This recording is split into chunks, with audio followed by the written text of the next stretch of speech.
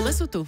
C'est peu dire que le délai de 2 ans accordé à la France pour réduire ses déficits est mal passé auprès de certains de nos partenaires en Europe. Bonjour Nicolas Barré. Bonjour Thomas. Manuel Valls va justement aller à Bruxelles tout à l'heure pour plaider sa cause, montrer que oui, la France réalise des réformes. Oui, mais alors justement, il va falloir convaincre, parce qu'à Bruxelles, tout le monde a bien compris en fait que la France de François Hollande croit plus en sa bonne étoile qu'aux réformes.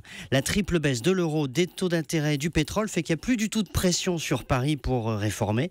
Et même la menace d'une sanction des marchés, qui était un peu la dernière corde de rappel de la gauche réformiste par rapport à la gauche radicale, cette menace n'existe plus puisque les taux d'intérêt sont à zéro et que la finance, qui était l'ennemi de 2012, la finance nous prête tout ce qu'on veut. Ça veut dire quoi, Nicolas, que la France va s'en tenir là pour les réformes ? C'est un risque évident et c'est d'ailleurs la grande différence, c'est ça qui pose problème à la France en Europe, avec l'autre grand pays dirigé par la gauche réformiste en Europe, à savoir l'Italie.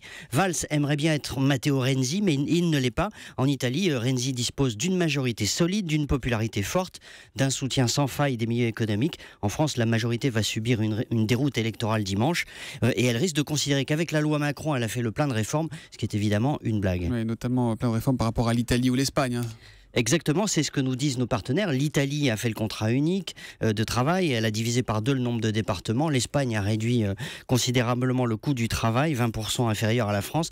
Alors à Bruxelles, Manuel Valls va dire que l'Europe n'a pas à nous dicter quoi faire. Ça, c'est pour la galerie en quelque sorte. La réalité, c'est qu'on est très loin du compte, il le sait, et décidément, c'est très dur d'être un social-libéral réformiste dans un pays comme la France aujourd'hui. L'édito éco de Nicolas Barré, directeur de la rédaction des Échos, c'est tous les matins à 8h10 sur Europe 1. À demain Nicolas. À demain.